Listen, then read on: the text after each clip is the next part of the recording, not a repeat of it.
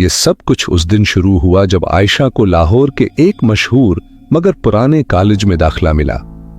College का hostel बहुत बड़ा था, लेकिन एक कमरा ऐसा था जो सबसे अलग और बंद रहता था, कमरा नंबर 3। हर स्टूडेंट इस कमरे से खौफ खाता था, क्योंकि वहां कई साल पहले एक लड़की की पुरअसरार मौत हो चुकी थी। आयशा को हॉस्टल में जगह नहीं मिली थी, इसलिए जब वार्डन ने उसे बताया कि सिर्फ कमरा 3 खाली है, तो बाकी सबकी तरह वो भी सहम गई। लेकिन हालात की मजबूरी ने उसे हां कहने पर मजबूर कर दिया।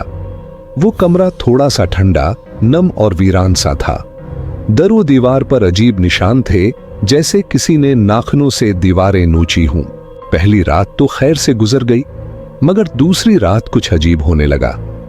रात के 3 बजे आयशा की आंख खुली तो उसने देखा कि एक सियाह साया खिड़की के पास खड़ा है और वो उसे घूर रहा है।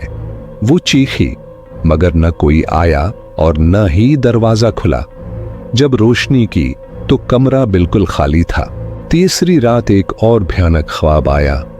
ख्वाब में एक लड़की खून में लथपथ उससे बार बार कह रही थी, मुझे इंसाफ चाहिए, मुझे इंसाफ चाहिए।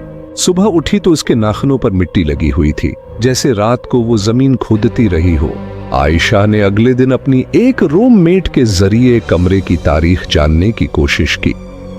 पता चला कि 10 साल पहले उसी कमरे में रहने वाली लड़की सबा की लाश हॉस्टल के पिछली रूम से मिली थी और उसके कातिल का आज तक पता न चल सका।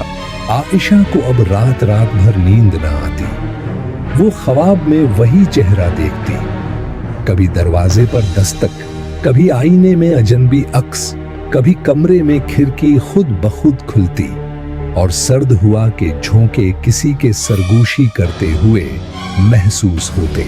एक दिन उसने फैसला किया कि वो पिछली रूम के पास जाएगी। जैसे ही वो पिछली रूम के पास पहुंची, अचानक बेहोश हो गई। जब होश आया तो उसके हाथ में एक खून से लथपथ कड़ा था, जिस पर सबा लिखा था। ये वही कड़ा था जो सबा के कत्ल के दिन से गायब था। आयशा ने पुलिस को इत्तला दी। केस दोबारा खुला।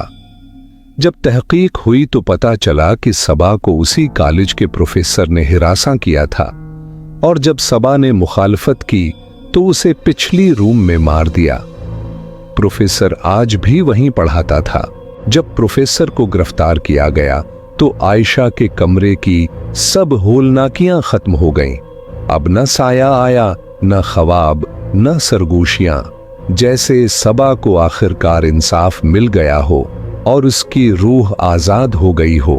मगर उस कहानी का खौफनाक पहलू यह है कि आयशा को रात को सोने से पहले हर रोज खिड़की बंद करनी पड़ती है, क्योंकि अब भी बाज औकात हुआ में वही सरगोशी सुनाई देती है।